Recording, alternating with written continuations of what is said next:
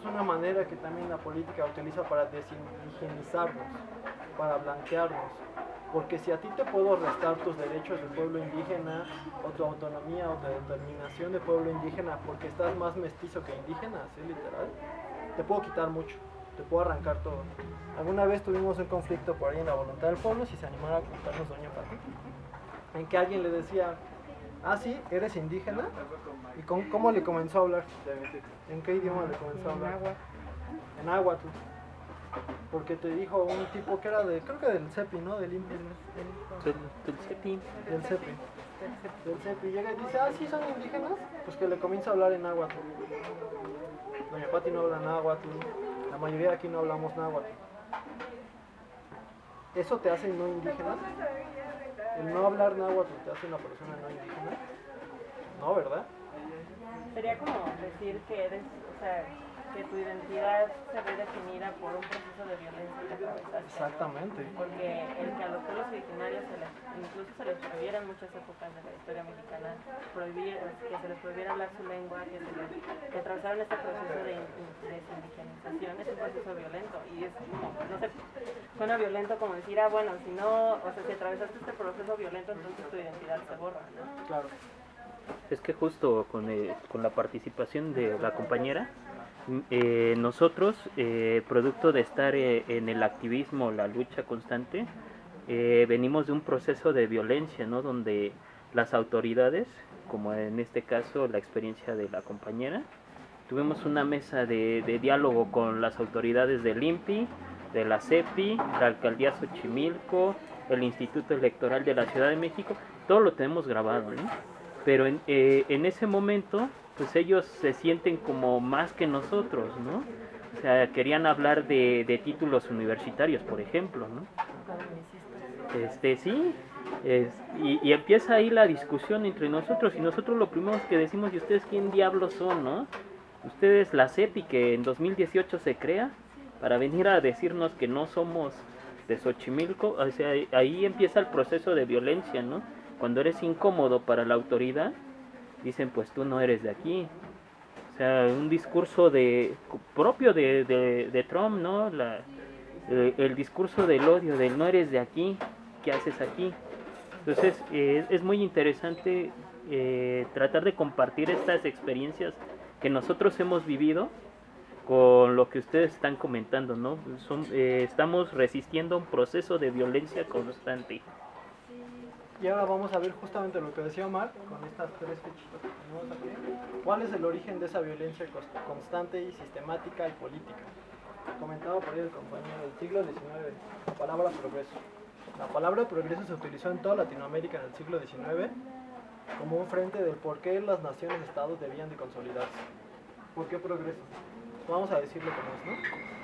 Porque si había una serie de comunidades indígenas que iba de las decenas a las docenas a los cientos, se consideraba que esas no eran naciones que estaban listas para el progreso. Esos no eran grupos que eran parte de la idea del progreso europeo. Porque eran primitivos. Exactamente, y esa palabra primitiva es una que se utilizó mucho. Hay filósofos ya ahora que deciden utilizar la palabra primigenios, incluso cuando se utiliza una separación histórica. Pero justamente se les decía primitivos. Vamos en otras clases, si vamos hablando poco a poco, por qué palabras como esa, aparte de que son violentas, no tienen sustento, aparte de todo, no son más que unas etiquetas que se utilizan para crear una otredad, que una otredad es... Más bien eran primitivos desde su perspectiva, ¿no? Ah, claro, porque hay que recordar que todo ese tipo de calificaciones son desde otra perspectiva, y esta es una palabra muy interesante que vamos a leer, para que me lo También todo eso es parte del proceso de racialización. Pero a mí me surge la pregunta, camaradas, ¿qué es el progreso? Porque a eso vamos perfectamente. Nosotros le hemos debatido mucho esto a las empresas y al gobierno. Nosotros, ¿qué es el progreso? Un proceso de gentrificación donde a nosotros nos están despojando de nuestros territorios, recursos naturales, usos y costumbres, fiestas populares, etcétera. Te detengo ahí porque justo vamos para allá. Muy bien, justo vamos para allá. Progreso siglo XIX. Entonces, estas cosas que eran primitivas, como nos decían, ¿no? Nuestras costumbres, nuestras identidades, nuestras personas, nuestras maneras de vernos, se utilizaban en el siglo XIX como una manera y una forma de erradicación, no nada más poblacional, como comentaba el compañero, lo que se hizo en Latinoamérica. También hay una erradicación cultural que es muy importante, y una erradicación política y económica. Otro de los problemas que teníamos cuando hablamos en la voluntad del pueblo es que a los pueblos originarios, indígenas, nativos, aborígenes, etc., se nos considera como seres culturales y sociales en el mejor de los sentidos, pero no como seres políticos ni económicos, y lo somos. Tenemos y siempre hemos tenido mecánicas y prácticas económicas y políticas sumamente complejas. Hay una lectura por ahí que si hacemos el grupo de Facebook del grupo de estudios les puedo pasar, no está tan compleja como pareciera, que habla de la ruta de la obsidiana, que habla que es una de las primeras formas de ruta comercial internacional. Una ruta que llegaba desde los lugares de Teotihuacán, no necesariamente con la ciudad de los teotihuacanos, sino ese lugar donde había grandes yacimientos, hasta Sudamérica. No era accidental, no era como nos la vende, ¿no? De que el indito casi tiraba un pedazo de obsidiana y otro lo agarraba y por accidente terminaba en Sudamérica, ¿no? Tenía mecánicas muy complejas, políticas y económicas, de una necesidad de relacionarse con las otras personas, de su espacio, de su tiempo, para saciar ciertas necesidades y para crear ciertas conexiones, ¿no? Y eso, obviamente, si lo trasladamos del caso latinoamericano, mesoamericano, etcétera, al europeo, al asiático, al africano, encaja de manera perfecta. Porque esas prácticas no son exclusivas de un área del mundo, son exclusivas de la humanidad en general. Y el problema es cuando se utilizan utilizar las palabras como primitivos que se generan solamente para crear esta ofrenda, que pues en términos grandes es cómo agarramos para crear un otro. ¿Quiénes somos nosotros y cómo creamos? Seguimos aquí. Otra palabra que se utilizó para el siglo XX fue desarrollo. Progreso se utilizó en el siglo XIX para la constitución de los Estados-Nación. Desarrollo se utilizó en el siglo XX para lograr un proceso de modernización. Y ese proceso de modernización fue también, a su vez, una evolución de lo que fue el progreso, que es una evolución de lo que fue la barbarie en los siglos XVI y XVII. Entonces, la palabra desarrollo se tomó por quién? Por las mismas personas que a la hora de la constitución de los Estados-Nación en el progreso vieron por el bien de la nación. Estas personas que eran criollas de clases altas, de cunas familiares que eran privilegiadas, que venían del lugar de dinero. Justamente, siglo XIX, ¿alguien ha escuchado hablar de Simón Bolívar, de Martí? Pues Bolívar, este héroe latinoamericano para muchas y muchos, dentro de mi colegio también, es un hombre que viene de una familia de esclavizadores, cuya fortuna y cuyo estatus social y cuya posibilidad y influencia política vino de los cuerpos de otras personas, vino de la opresión y la violencia de otras personas. Y ese tipo de desarrollos, ese tipo de contextos, es lo que culminó en la inauguración y en el establecimiento de los Estados-Naciones latinoamericanos. Ese es el tipo de cimiento sobre el que estamos parados incluso hoy en día. A lo que vamos en desarrollo es esa misma línea de personas que estaban en clases socioeconómicas y políticas altas, digamos, fue la que fue deliberando las reglas para el desarrollo en el siglo XX. ¿Qué les suena a desarrollo, por ejemplo, en el caso mexicano en el siglo XX? ¿Qué se dijo como vamos a desarrollar en México? Y se hicieron ciertas prácticas, ciertas instalaciones, pues muchas políticas que se consideraban sociales, ¿no? Como se formaron las instituciones como el IMSS, muchas políticas educativas, de educación principalmente, que también es muy complejo, ¿no? Porque se buscaba, entre comillas, educar al pueblo en ciertas palabras, pero también eso conllevó pues, un proceso como de asimilación cultural. De asimilación cultural, muy importante. ¿Por qué?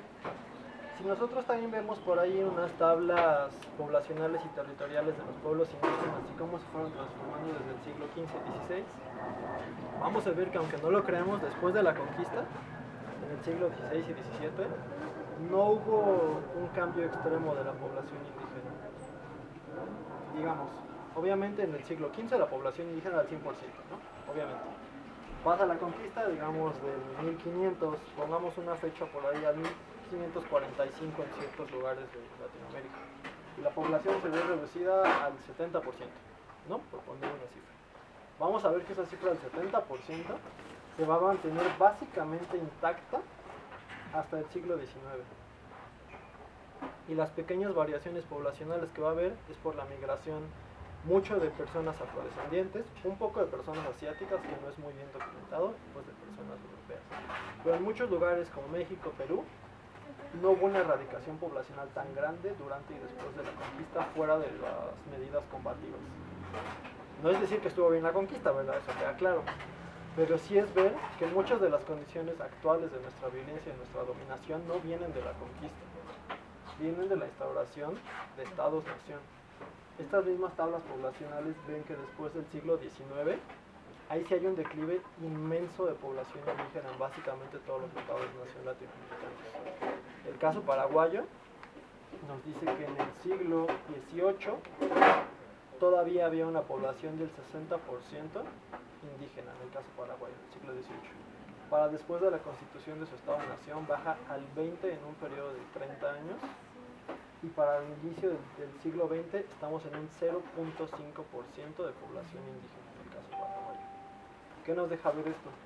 Que muchos de estos problemas que tenemos como pueblos indígenas, muchas de estas violencias, muchas de estas mecánicas de dominación, muchos de estos despojos, no tienen su lugar en la conquista como tal, sino en la adaptación de estas prácticas por los estados-nación. Y eso, como vemos, por ejemplo, en políticas, no me gusta tanto la palabra populistas para describir esto, ¿no? Pero populistas como las del gobierno actual de Morena, no necesariamente son malas por sí solas, ¿no? Pero lo que hace el gobierno, la política y el Estado como estructura política, al mover estas trayectorias, estas narrativas de lo que conquistaron, de lo que nos quitaron, de lo que hicieron, es lavarse las manos. Porque es decir, los problemas actuales no son nuestros, son de hace 500 años. Llegó el español y por ese español están jodidos todos. Cuando no es así, la violencia de hoy en día es por los Estados-nación. La violencia de hace un siglo es por los Estados-nación y de hace dos es por los Estados-nación. Justamente a eso regresamos al círculo con lo que decía Omar. Estas políticas violentas del Estado, de las organizaciones políticas, de la alcaldía, del poder federal, de la nación como tal, tienen su origen desde el siglo XIX y no desde la conquista, ¿no? Y eso es muy importante, lograr hacer esa división, no para ver una mejor que otra, pero para asignar responsabilidades donde de verdad deben de ir, ¿no? Y para tener conciencia realmente de cómo estamos parados y por qué estamos parados ahí. Porque pues sí, por ejemplo, hay autores, hay uno que me parece que se llama John Fisher, él toma el caso peruano y un poquito el caso mexicano, y él nos enseña que este sistema de castas que a todos nos enseñan en el libro de la SEP, realmente no era así. O sea que si tú te adentras en esos años de la colonia, no era que realmente hubiera una separación social y práctica tan grande como nos lo expone un cuadro de castas, sino que a la hora de las mecánicas internas era una sociedad bastante más heterogénea que homogénea, y bastante más heterogénea que es ahora. Es decir, bastante más separada, bastante más no respetuosa a nivel sistemático, pero sí a nivel social. Había estructuras como las cofradías, que son estructuras de grupos religiosos, en las que hay muy buenos ejemplos por los controles que se tenía de tabulaciones y demás, de qué tipo de personas iban ahí. Y si fuera cierto esto los cuadros de castas, pues estaríamos separados, ¿no? En mestizos, mulatos, criollos, y todos tendrían su iglesita y ya. Y en estas estructuras como cofradías, como ciertos grupos culturales, sociales, etcétera, podemos ver que había un intercambio gigantesco de población. Había afrodescendientes, había indígenas, había españoles puros, había mestizos, había criollos. Y entonces eso de la SEP, eso de estos problemas educativos, también es otra medida chiquita que utilizan estos órganos políticos para hacer un lavadito de manos, ¿no?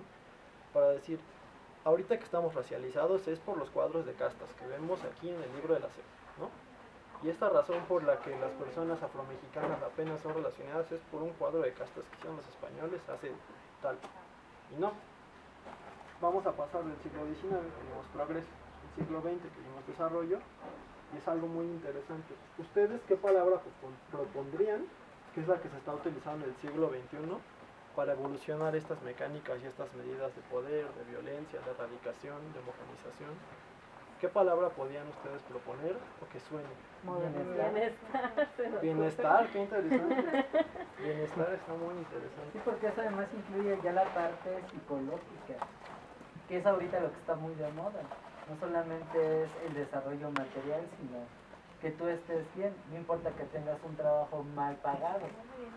Si tienes tiempo para estar en redes sociales o para disfrutar un producto por el cual te endeudaste, eso te hace feliz. Y como dices que estás feliz, ahí es en donde aparecen las encuestas. Y es que vamos bien. Producto.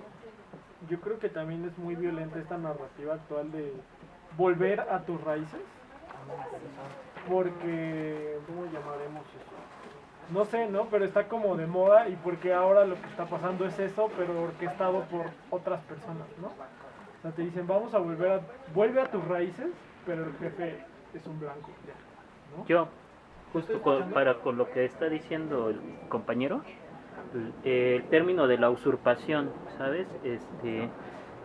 ¿Por qué hablo de la usurpación? Porque dentro de nuestro proceso en las calles y en la comunidad hemos encontrado personas que son de otras latitudes o de otras comunidades, o lo que tú estás comentando ahorita, compañero, ¿no? Blanquitos, ¿no? Que ya empiezan a hablar a nombre de toda nuestra comunidad, ¿no? A tomar decisiones a nombre de toda nuestra comunidad, cuando ni siquiera es que hablábamos al inicio de identidad, ¿no? O sea, no se identifican con la comunidad, pertenecen a un gremio socialmente y económicamente diferente a lo que somos todo el resto del grueso de la comunidad. No sé, por ejemplo, mi pueblo, San Francisco Tlalnepantla, ¿no? Pero empiezan a tomar y hablar de dar decisiones en nombre de toda la población, porque pues ellos son los que saben, o ellos son los que traen el conocimiento, ¿no? Cuando y cierro con esto, cuando pertenecen a otras comunidades o otras latitudes donde ahí no generan trabajo o no generan esto que vienen a querer traer aquí, ¿no? Esa parte.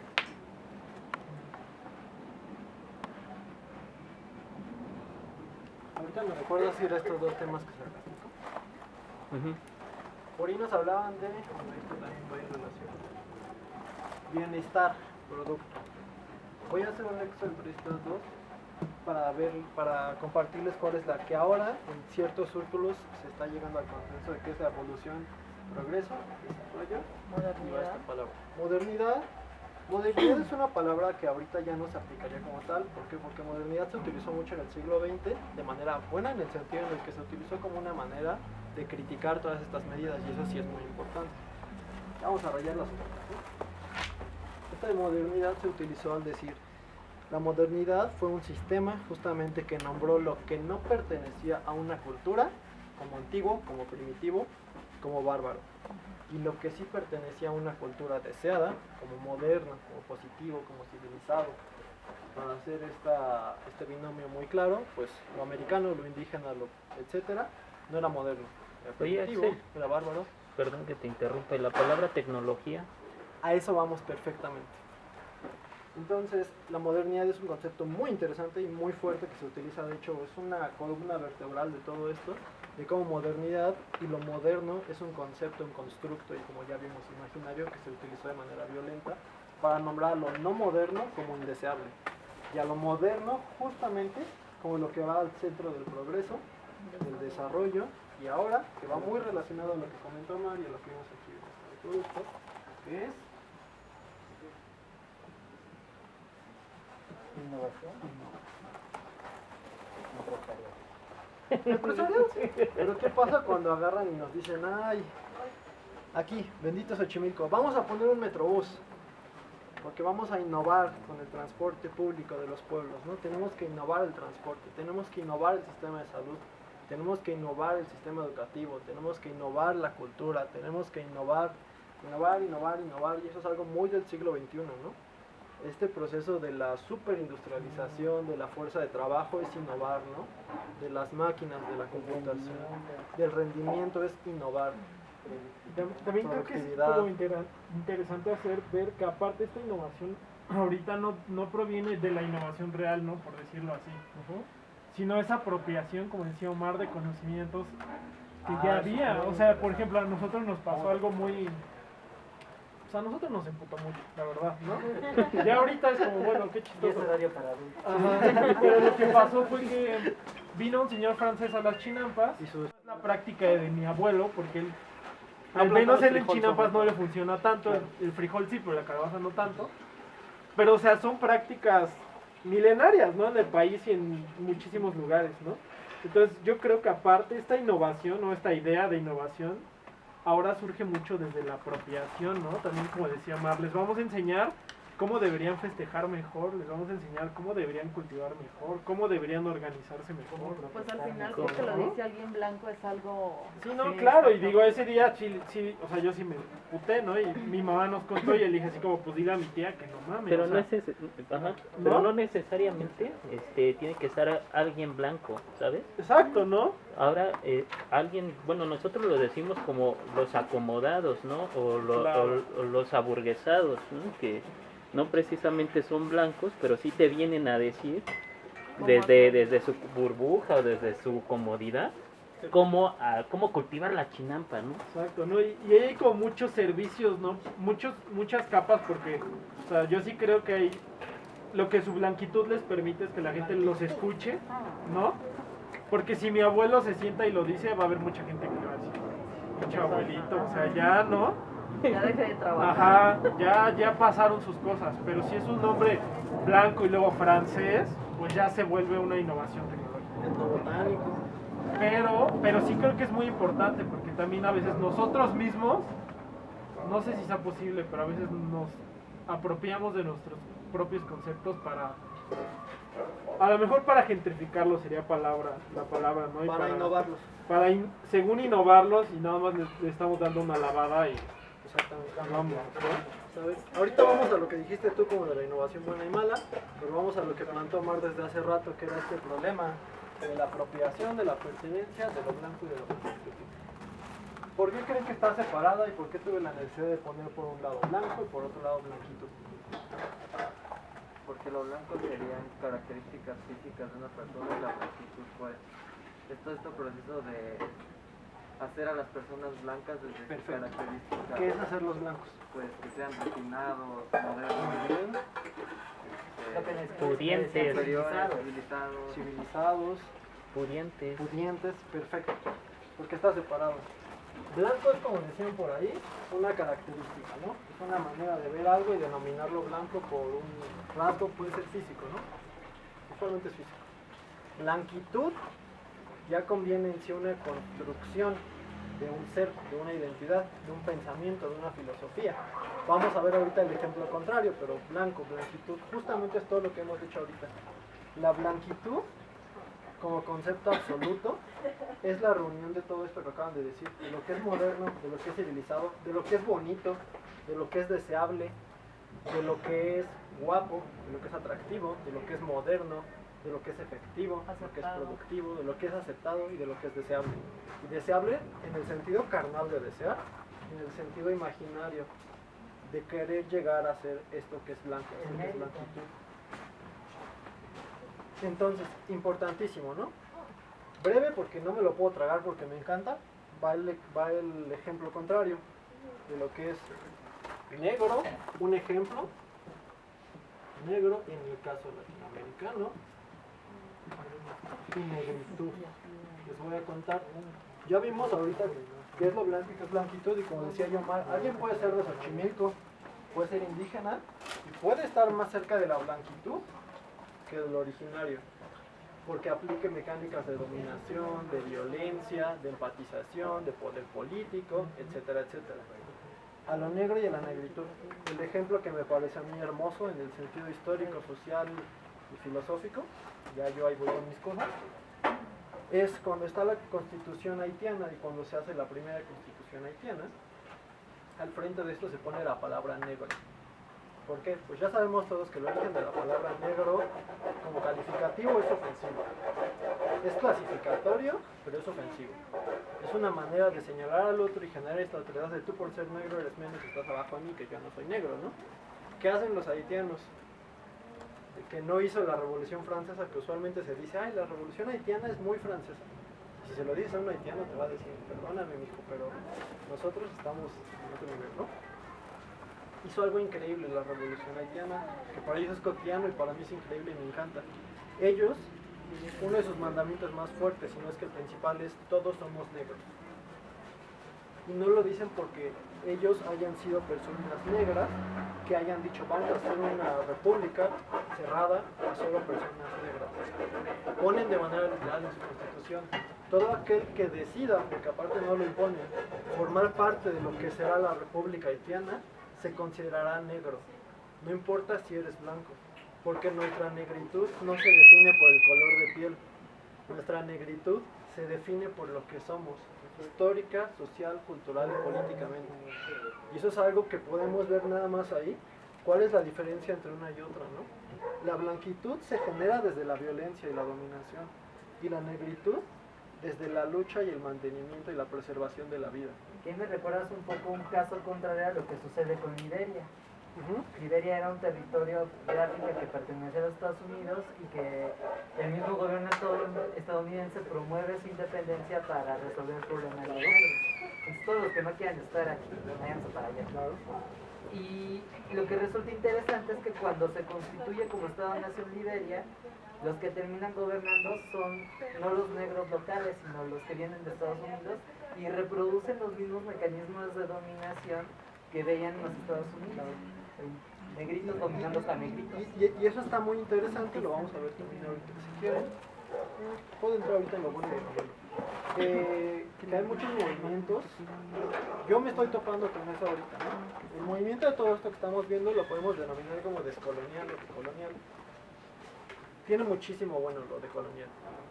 Muchísimo, muchísimo. Le agradecemos muchas cosas. Tiene sus defectos también.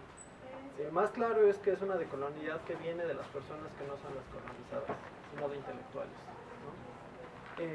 Este ejemplo lo doy brevemente, ¿para qué? No para deslegitimar todo esto que estamos haciendo, que es hermoso, sino para tomar como ejemplo esto.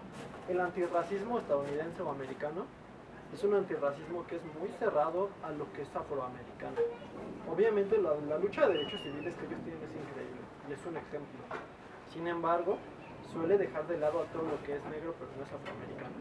Si tú eres negro latino o eres negro europeo, que también no hay que olvidarnos que hay muchas personas afrodescendientes en Europa, negro asiático que las hay, no estás dentro del mismo imaginario, dentro del mismo grupo colectivo por el que estamos luchando, ¿no? Ese es un ejemplo. Pero como veíamos antes de esto, la blanquitud se genera desde la dominación y la violencia.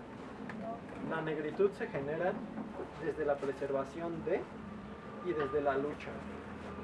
En este caso sí fue la inauguración de un Estado-nación, pero podemos ver que con un trasfondo muy diferente, ¿no? Y no por nada fue la primera en América y en Latinoamérica en hacerse. Íbamos con apropiación y pertenencia. ¿Qué hora es? Son las 6:20. Acabamos esto y nos damos un respirito de 10 minutos, ¿no? Para que tiren las piernas, vayan al baño, vayamos al baño. Si quieren pedir algo para que pidamos algo, pidan algo. Apropiación y pertenencia, que es a lo que íbamos ahorita. Recuérdame un poquito, por favor. Estaba hablando de pues de la usurpación partiendo de la... Y lo de la innovación también de Falseta, ¿no? Okay. Ya tocamos por un lado lo que era la innovación como modernista, ¿no? Como de la modernidad. Lo muy capitalista, lo productivo, lo industrializado, lo computarizado, lo robotizado, etcétera, ¿no? Ese es un tipo de innovación que se utiliza mucho de arriba hacia abajo de manera sistemática, en lo político, en lo económico. Vamos a esto de la apropiación y la pertenencia de la innovación, buena y mala, ¿no? ¿A qué vamos? Pertenencia es lo que nos decía ahorita Omar, de que hay personas que pueden venir desde otros lados a Xochimilco, en este ejemplo, y venir a decirnos cómo luchar, cómo ser, que es lo más violento en mi opinión, cómo practicar, cómo luchar, ¿no? ¿Por qué? Entramos a esta palabra que se utiliza mucho ahora de que es apropiación cultural, ¿no? Que es apropiación identitaria, que me parece que cultural es una palabra muy buena para darle definición a este tipo de cosas. La apropiación cultural, denme un ejemplo rápido de qué han escuchado en redes que es una apropiación cultural, que está muy de boga ahorita. Cuando te representas físicamente o con características, por ejemplo, las personas que se hacen dreadlocks. Rastas.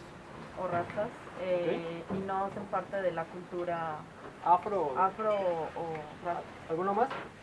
Bueno, yo tengo dos casos. El primero de ellos tiene que ver con el capitalismo, en donde ya sea el individuo o algún colectivo usurpa un conocimiento de estas comunidades periféricas para legitimarlo a través de la propiedad y de ahí sacar un sustento económico. Es lo que venían haciendo pues, algunos diseñadores europeos con los patrones de las telas de las comunidades indígenas de Oaxaca. Y están auspiciados por algo que a mí me parece que faltó y que es muy importante, y es el Estado de Derecho. Como yo lo registro, entonces eso ya me viene valiendo un cacahuate que tú tengas una historia, un vínculo Y aunque virtualmente haya medidas que protejan según estos derechos, eres más... por eso, pero aparentemente hay estas medidas, ¿no? Y nos damos cuenta que como siempre son medidas que son para eso no vacías legales protegen. y que más bien promueven.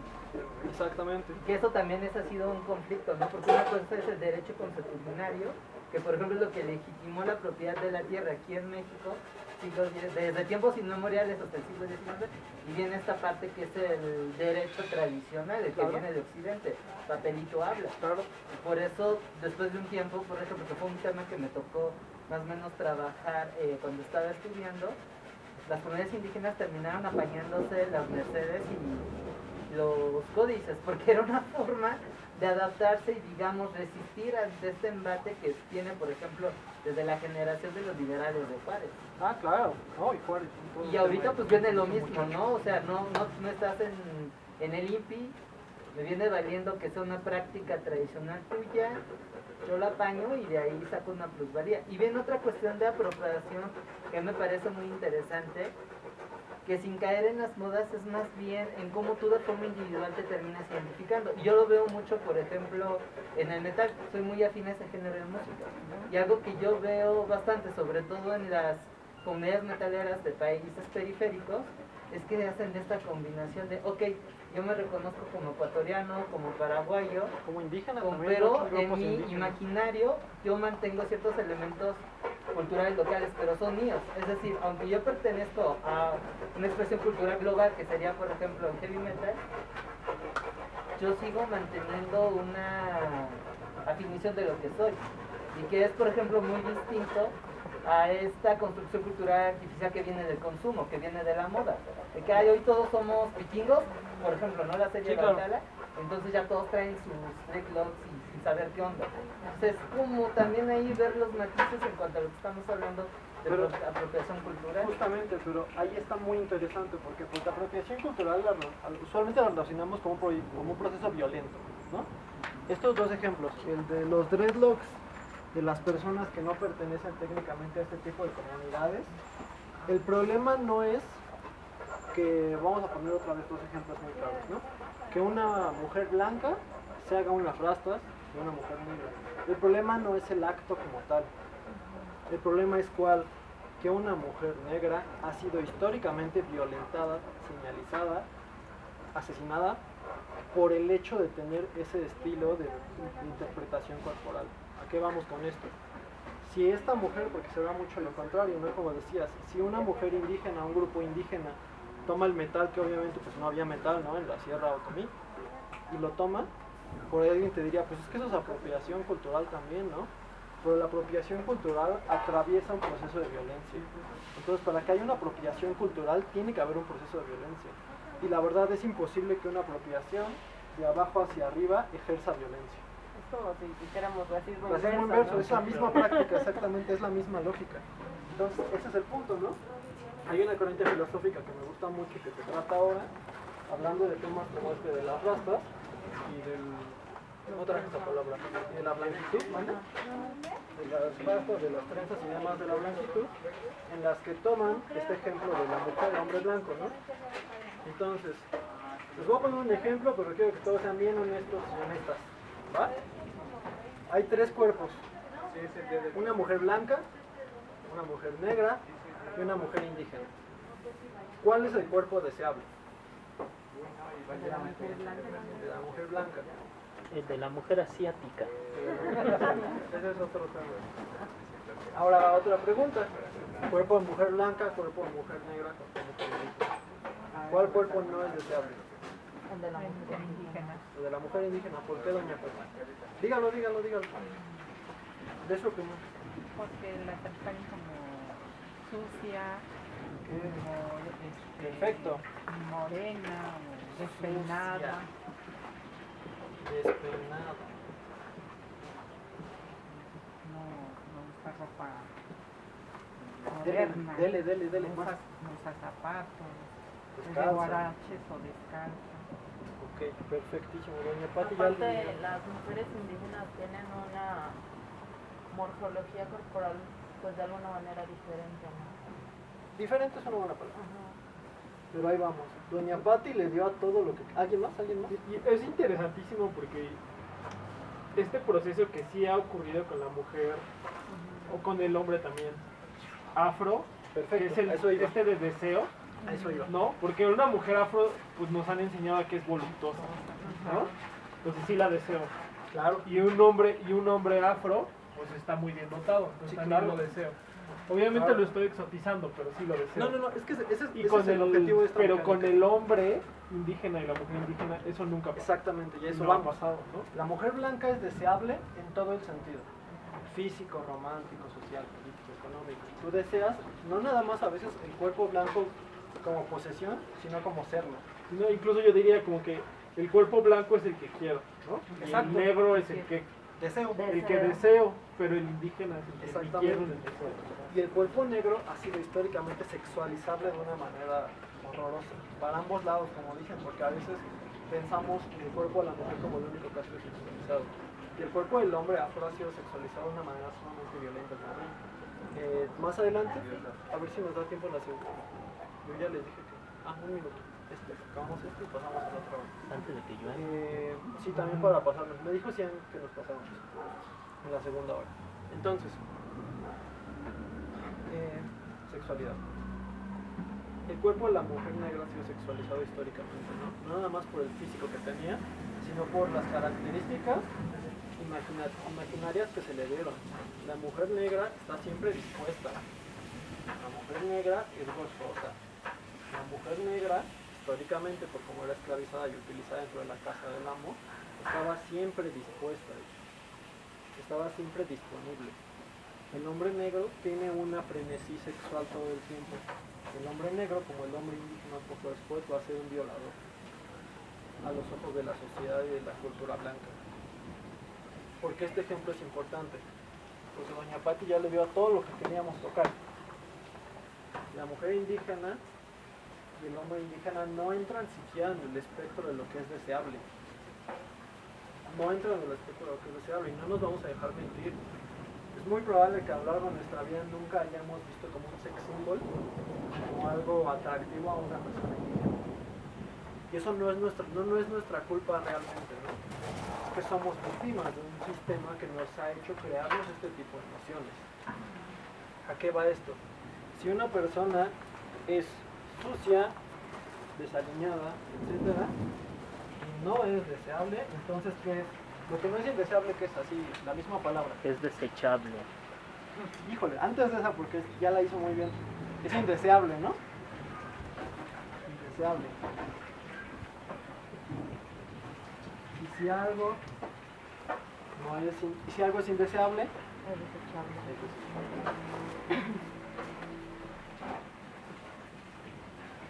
se clasifica. Y vamos a dejar aquí rápido lo que nos pasamos y les voy a dejar la pregunta en lo que estiramos piernas y eso, de si es indeseable y es desechable, ¿qué se vuelve? Me lo dicen ahorita ya adentro, si gustan, tienen sus piernitas, vayan al Sí, baño. sí, no, ya nos metemos, ¿no? Y les digo a Cian que si nos podemos ver. Gracias. Excelente.